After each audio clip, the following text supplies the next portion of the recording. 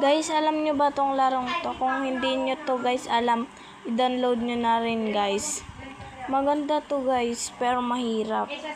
Mahirap siya, pero sa una, syempre madali. Kahit naman ata anong laro, madali diba pag sa una. Natalo ko dito, muntik na manalo, sayang. Pero guys, itry nyo na din to. Ayan, oh, ganyan siya guys. Uunahin nyo dapat guys yung ulo para patay agad, oh. Diba? Kaya guys, nag-download na rin kayo dito. Kasi guys, yung boss na kakalabanin ko dapat 1,400.